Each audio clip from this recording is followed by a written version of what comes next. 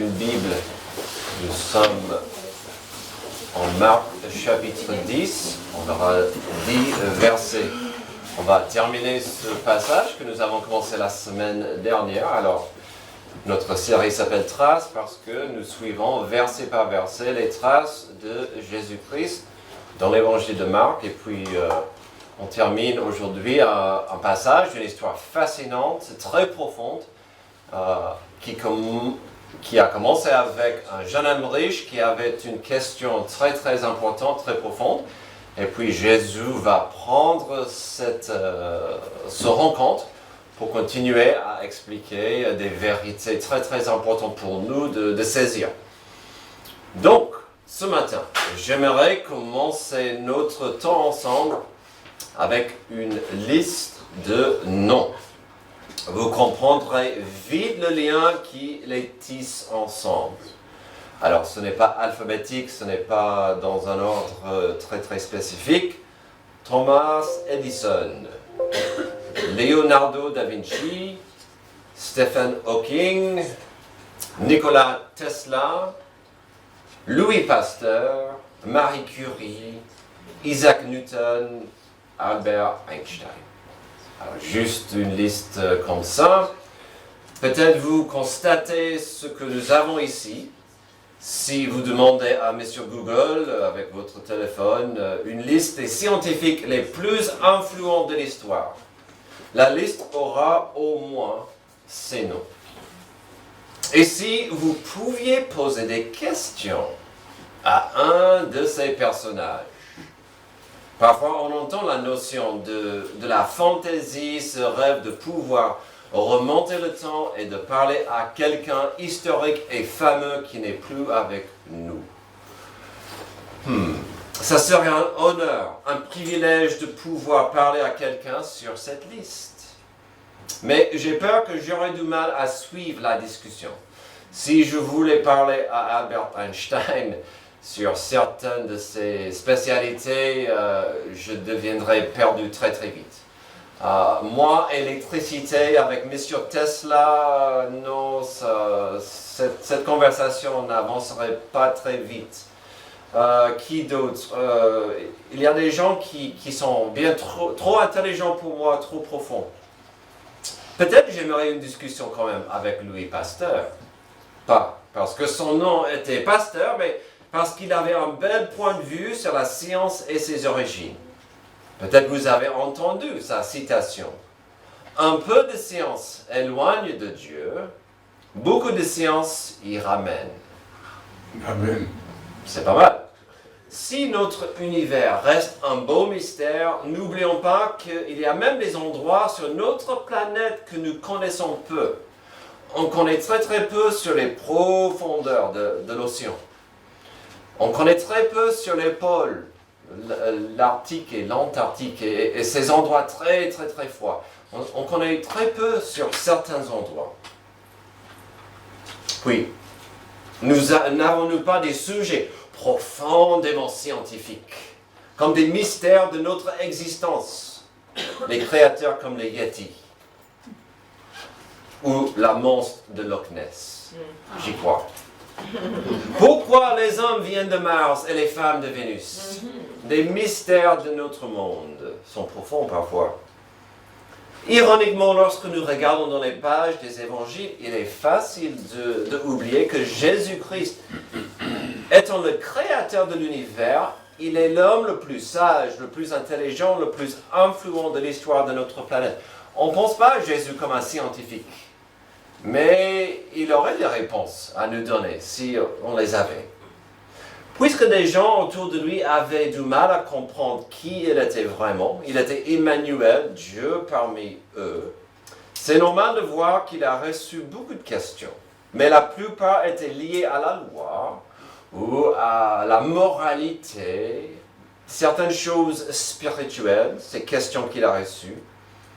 Les gens venaient à lui avec des questions, certes, mais souvent des questions théologiques.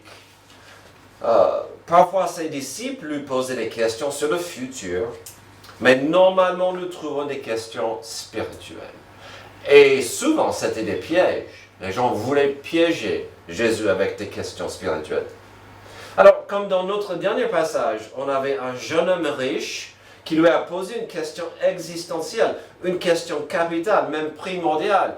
Si vous n'étiez pas là, le jeune homme riche a dit, Jésus, que dois-je faire pour accéder au ciel? Que dois-je faire pour arriver à voir la vie éternelle?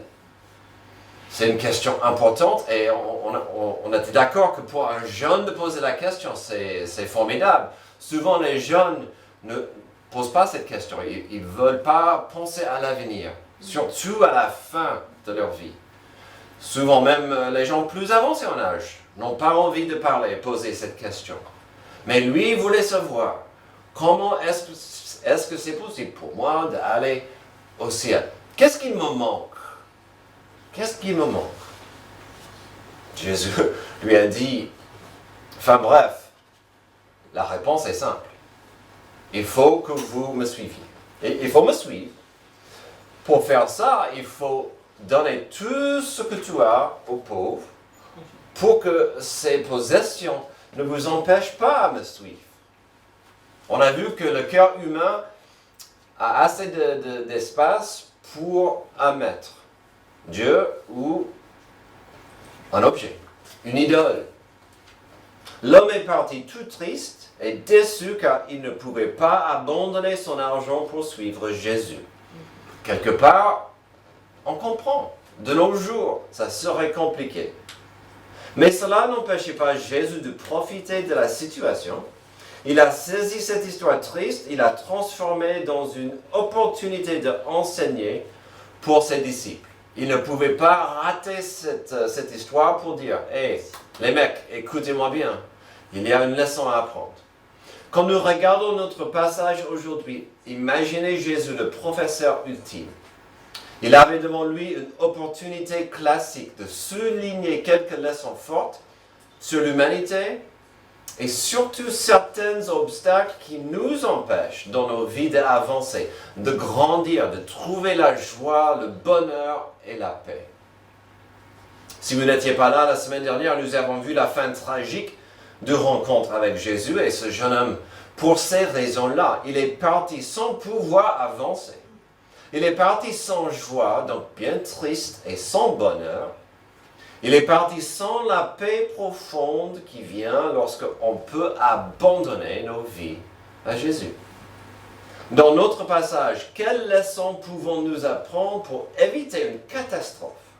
Quelles leçons devons-nous apprendre pour éviter le désastre de rater son avenir dans le pays de Dieu? Nous sommes créés afin d'avoir une relation de paix avec Dieu. On va trouver des obstacles, on va trouver des empêchements dans ce passage. Nous avons tous un destin éternel. Nous sommes créés afin de vivre dans cette paix avec Dieu, mais elle est plus qu'une destination finale. Cette relation de paix profonde commence aujourd'hui avec nos choix quotidiens et nos attitudes quotidiennes. Nous avons parlé de ça il y a 30 minutes pendant la leçon. De chaque jour, s'orienter ma vision, mon attitude, ma foi avec Dieu et pas avec mes problèmes et mes doutes. Alors notre question importante est la suite. Quelles attitudes humaines peuvent empêcher une relation de paix avec Dieu? Alors, la première chose, le premier point, vous allez comprendre, voyons le contexte, mon attitude envers des possessions. Verset 23, regardons autour de lui. Jésus dit à ses disciples qu'il est difficile à ceux qui ont des richesses d'entrer dans le royaume de Dieu. Les disciples furent effrayés de ce que Jésus parlait ainsi. Il reprit, mes enfants, qu'il est difficile à ceux qui se confient dans les richesses d'entrer dans le royaume de Dieu. Alors ici, nous avons une vérité simple mais profonde. Jésus n'a pas dit, et j'apprécie ça, Jésus n'a pas dit que le Messie n'avait pas d'espoir, mais il a fait une grande généralisation. Il a expliqué qu'il est difficile pour un riche d'entrer au ciel, d'avancer avec Dieu, de trouver la paix de Dieu. forcément Jésus a associé les richesses avec des obstacles ou des empêchements, les freins. Une telle phrase était une claque, une surprise totale, et ça se voit dans la réaction des disciples. Car dans la culture juive, à l'époque, il y avait une croyance forte basée sur certains passages au Deutéronome 7 et 8. Cette croyance donnait une formule de succès qui venait de Dieu. C'était une sorte de karma juive. C'est une sorte de karma de Deutéronome qui disait, et dans le passage, Dieu parlait à son peuple juste avant de rentrer dans la terre promise. Peut-être c'est pour une discussion pour une autre fois, mais ces deux chapitres sont tellement forts et profonds parce que Dieu a dit, vous avez devant vous la terre promise. Si vous suivez mes lois, mes commandements, tout ce que je vous ai prescrit, vous aurez la vie facile, vous serez féconde, vous n'aurez pas de gros problèmes de santé, vous aurez des richesses, vous aurez quasiment un paradis sur terre, si vous arrivez à suivre mes commandements. C'était le test ultime de la religion, si vous voulez. Pourquoi les religions ne fonctionnent pas? Parce qu'on est humain. On ne peut pas suivre des règles. C'est trop fort que nous. Mais le peuple, au fur et à mesure, pendant des années, ils ont dit, mais Dieu a promis que sa richesse est disponible pour ceux qui sont obéissants. Donc les riches sont bénis par Dieu. C'était leur attitude. Si quelque chose bien arrivait à quelqu'un, ils pensaient qu'ils ont bien fait. C'était une récompense de Dieu pour ce qu'ils ont fait. Si un malheur arrivait, ils ont dû faire quelque chose, ils ont péché dans l'ombre. Dans l'obscurité, ils ont péché. Et donc Dieu, il a frappé. C'est pourquoi cette malheur est arrivée.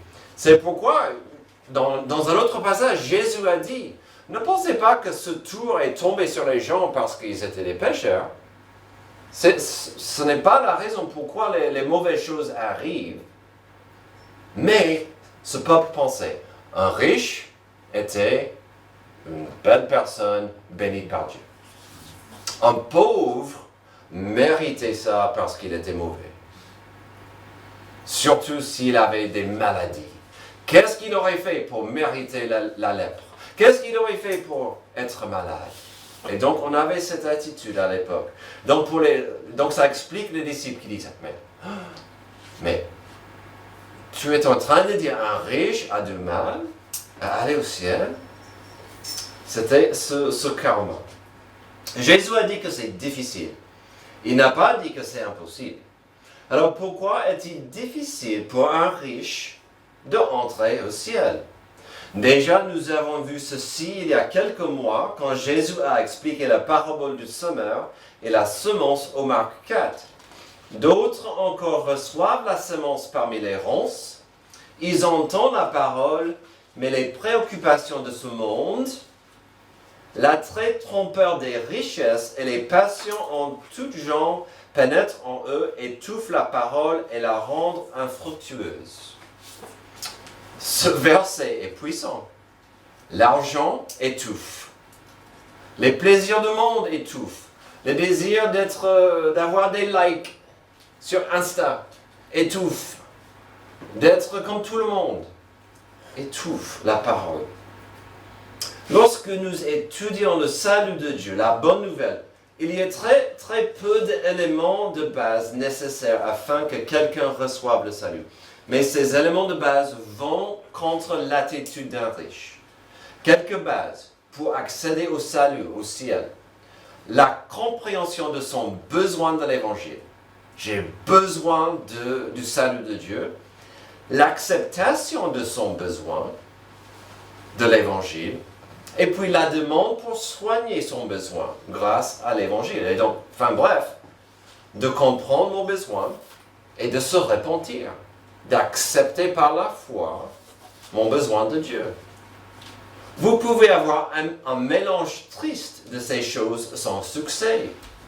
Comme nous avons vu avec notre jeune homme riche, il a compris son besoin, mais il ne pouvait pas accepter la solution donnée, et il ne surtout pouvait pas accepter des conditions données par Jésus. Ces trois choses impliquent bien plus d'une compréhension. On peut y voir aussi l'importance de la repentance et la foi simple d'un enfant. Chose que Jésus a beaucoup citée dans nos derniers passages. Jésus dit sans cesse ces dernières semaines, « Ayez la foi d'un enfant ». Alors, mon attitude envers des possessions. Finalement, nous devons parler du mot « valeur ». Est-ce que mes possessions sont tellement précieuses que je ne peux pas vivre sans? Bien sûr, le mot idolâtrie doit entrer dans la conversation. Si on est honnête et avoue que nous ne pouvons pas amener nos possessions avec nous après la mort, mais ces mêmes possessions m'empêchent de vivre pour Dieu, nous avons un problème de vision et de compréhension de ce qui compte vraiment. Et puis, souvent, mon frère Antoine et moi, nous parlons d'une attitude qui est répandue parmi les riches. Parce qu'ils vont dire, regarde ce que j'ai gagné. Regarde ce que j'ai mérité. Regarde ce que j'ai pu accumuler. Moi je. Et on oublie Dieu. Cet été, pendant les Jeux olympiques, pour énormément de sports, la clé sera la vitesse.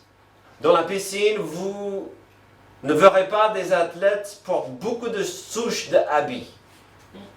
Pour la course la plus palpitante du monde, le 100 mètres, il n'y aura pas de sprinter qui porte des pantalons. Je n'ai pas été invité pour courir dans le 100 mètres. Si j'avais une invitation, ça ne serait pas comme ça. D'accord? Vous comprenez? La vitesse. Lorsque vous êtes à la plage, le maître nageur ne va pas garder un gilet et un jean pour entrer dans l'eau pour aider quelqu'un.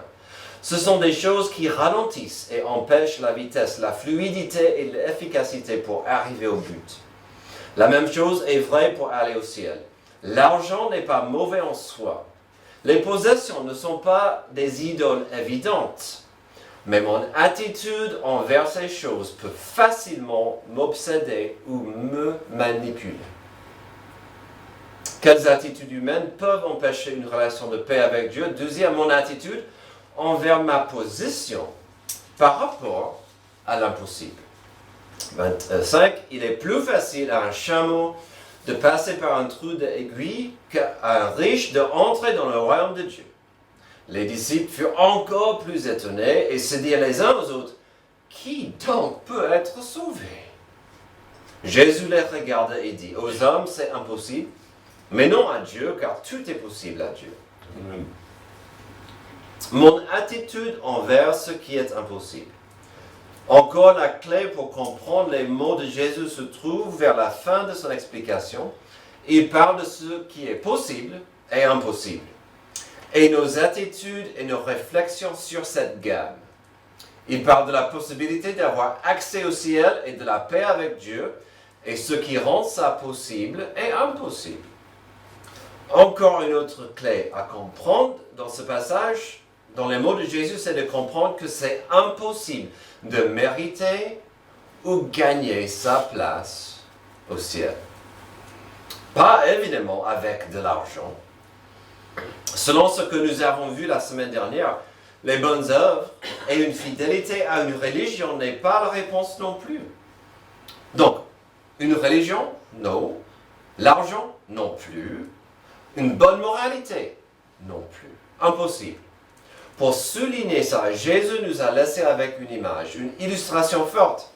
Il est plus facile à un chameau de passer par un trou d'aiguille, un riche d'entrer dans le royaume de Dieu. Alors, avant d'entrer dans ce que je pense était le vrai enseignement de Jésus, ici, Et la vérité derrière son illustration, je dois vous expliquer une possible théorie que certains gens proposent sur le chameau et le trou d'aiguille. Pendant un moment dans l'histoire de Jérusalem, il y avait une petite porte à côté des portails.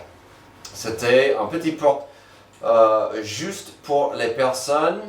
C'était pas énorme, c'était pas vraiment pour les bêtes et c'était très étroite. Et donc, certains disent que Jésus, et ça s'appelait l'œil de l'aiguillon. Donc, il est possible que Jésus disait que pour y entrer, ce chameau devrait se débarrasser de tous ses bagages et de se mettre à genoux et d'avancer humblement dans cet petit espace.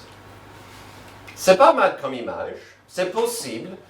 Des archéologues et des historiens ont du mal à fixer le moment où la ville avait ça et on ne pense pas que cette portail existait pendant l'époque de Jésus.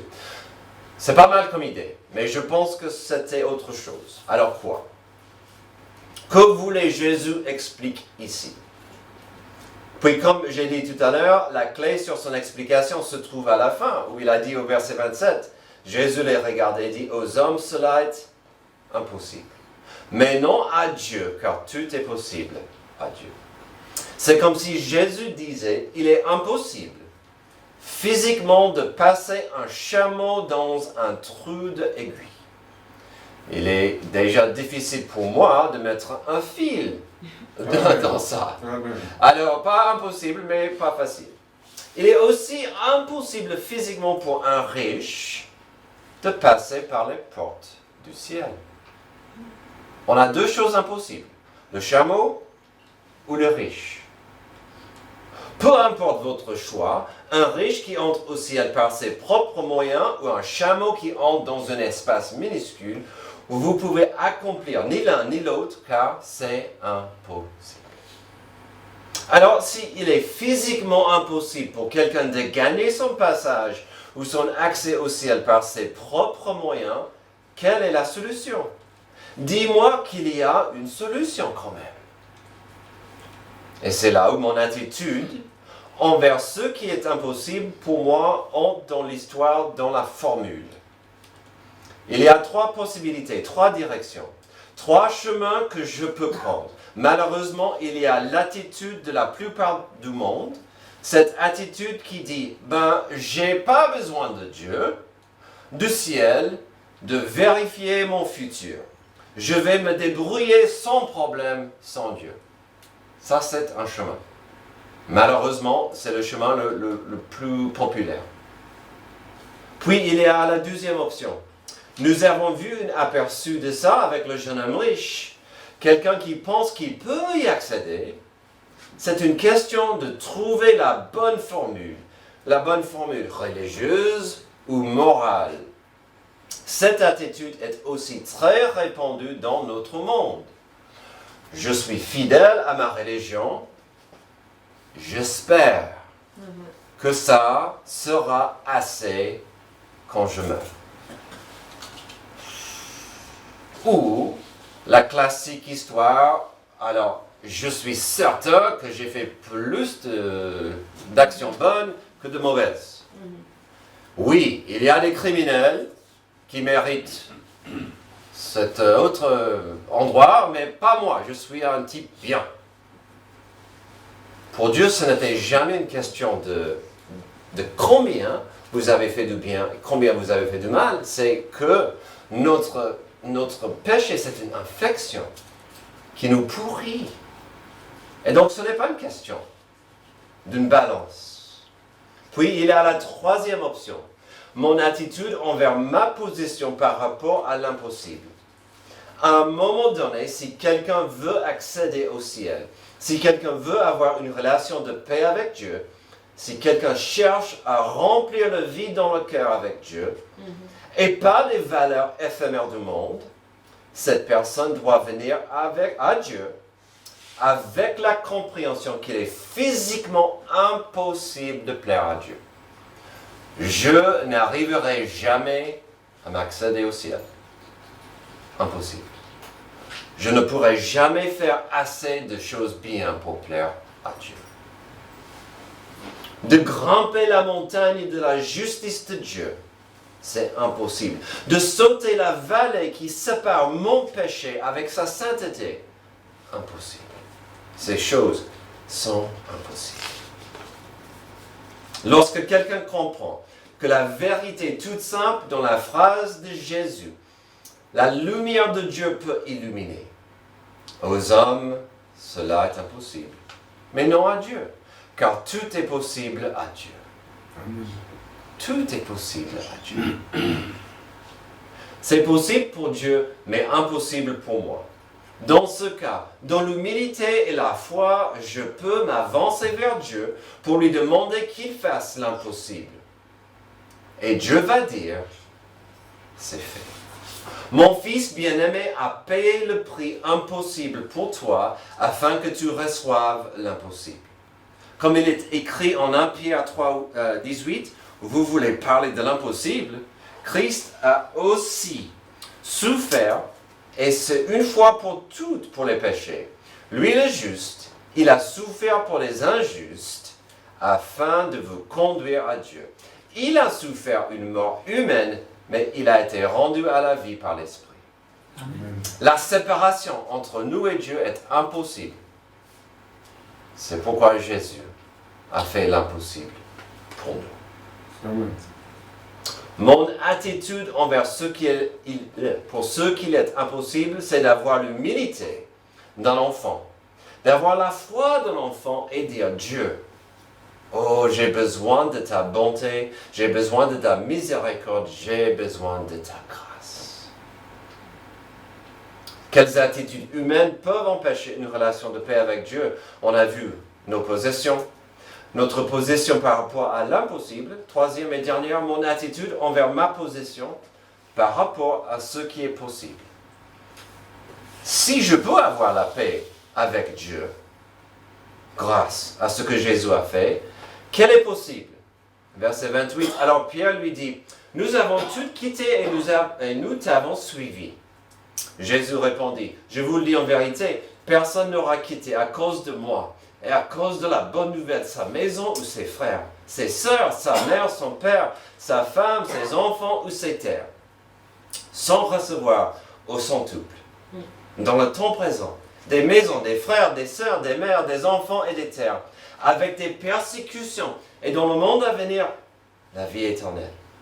Bien des premiers seront les derniers, et bien des derniers seront les premiers. Alors ce passage est riche, est beau, est profond. Il contient des richesses par rapport à une vie de disciple. Il est tout à fait correct de prendre ce passage et de l'orienter vers la mission et l'importance des missionnaires. Je tiens ce passage à cœur parfois. Parfois ce passage me fait pleurer. C'est pas grave, parce que ce passage promet ce qui est possible. Que nous pouvons faire une différence pour Dieu. Dans son contexte, ne ratez pas l'importance de ce qui est possible. Si nous avons vu déjà que nos possessions peuvent nous empêcher de vivre pour Dieu, si notre position ou notre humilité est clé pour avancer avec Dieu, ici nous avons de l'espoir pour aujourd'hui et demain. Notre service au carré, notre service pour Dieu et pour son prochain, n'est pas en vain.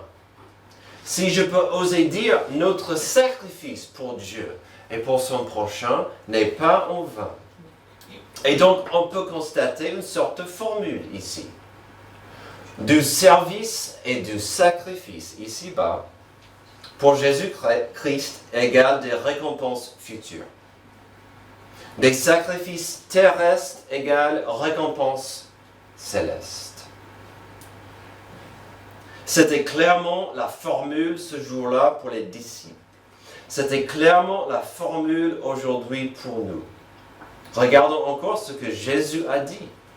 Jésus répondit, je vous le dis en vérité, personne n'aura quitté à cause de moi et à cause de la bonne nouvelle sa maison ou ses frères, ses sœurs, sa mère, son père, sa femme, ses enfants ou ses terres, sans recevoir au centuple dans le temps présent des maisons, des frères, des sœurs, des mères, des enfants et des terres avec des persécutions et dans le monde à venir la vie éternelle, ben les premières seront les derniers et bien les derniers seront les premières. Est-ce que Jésus a dit que la vie possible dans le service est facile? Non. Est-ce qu'il a dit que parfois il y aura du rejet? Oui. Mais qu'est-ce qui est possible? Il est possible de faire une différence pour Dieu dans ce monde. À la fois, il est possible que ce choix dérange mon entourage. Ce passage est triste et profond et beau à la fois. Car il dit, vous pouvez perdre plein de choses que vous trouvez sont précieuses. Comme votre famille. Vous pouvez être rejeté pour votre service à Dieu. Mais le réconfort, la récompense est incroyable. Si vous regardez bien les mots de Jésus, il dit qu'en effet, il y a un trésor ici sur terre qui vaut la peine de chasser. C'est-à-dire de propager et de s'investir dans la bonne nouvelle. Quelque part, Jésus disait qu'il n'y a pas de prix pour l'évangile. J'espère que vous captez ça aujourd'hui. Il n'y a pas de prix pour l'évangile. Que ça soit le prix de votre temps, de vos conversations, de vos prières, des moments où vous plaidez avec quelqu'un de voir Jésus comme sauveur. L'évangile peut me coûter de l'argent. Il peut me coûter au niveau de mes relations. L'évangile peut me coûter sur certains niveaux que le monde trouve importants. Le monde dit, ce qui est important, c'est de gagner beaucoup d'argent. D'avoir une belle voiture, une grande maison, un Rolex, ou quelque chose comme ça. Du prestige, du pognon. Ces choses sont éphémères.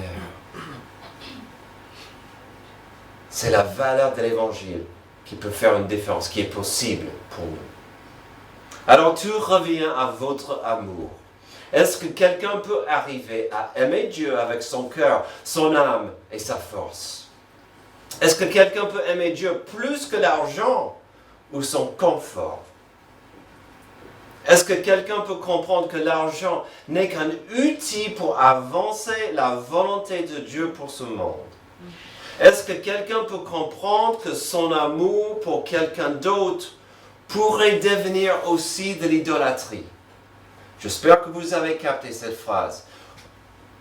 Son amour pour quelqu'un d'autre pourrait devenir de l'idolâtrie. Et parfois, une relation avec quelqu'un va amener cette personne loin de Dieu.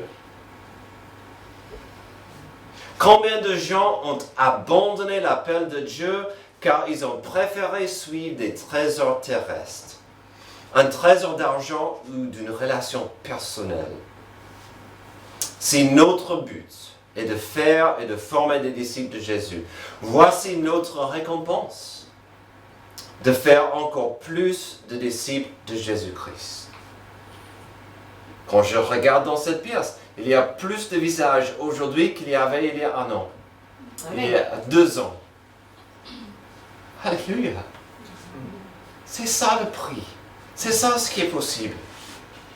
De faire une différence dans les vies. Il n'y a rien de plus important au monde que d'enrichir son passage vers le ciel, que de savoir que Dieu nous a bénis en tant qu'ouvriers dans la moisson.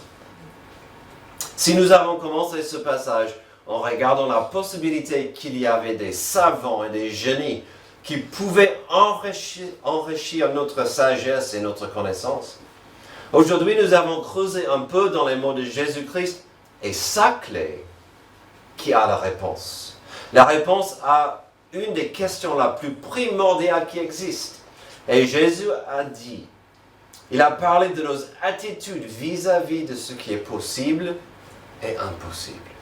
Ce qui est impossible, c'est de gagner votre place au ciel par vos moyens. Il n'est pas impossible d'aider autrui à gagner sa place au ciel. Si vous ne captez rien d'autre aujourd'hui, sachez que Dieu peut faire l'impossible à travers vous. Si votre cœur lui appartient et vous êtes engagé dans son plan pour le futur, ne rien vaut plus ou mieux que cela. Et Dieu peut faire l'impossible à travers vous si votre attitude est ouverte à son plan avec la foi d'un enfant. Prions. Merci Dieu pour ce passage important qui nous rappelle de tes priorités, de ce qui devrait être nos priorités, de ne pas être aveuglés par la richesse, nos possessions, ce qui pensent les autres, mais de voir ce monde comme tu le vois, de voir les gens autour de nous comme tu les vois, des âmes précieuses. Guide-nous, aide-nous à œuvrer dans ce monde rempli de gens qui ne te connaissent pas. C'est dans le nom de Jésus que j'ai prié. Amen. Levez-vous.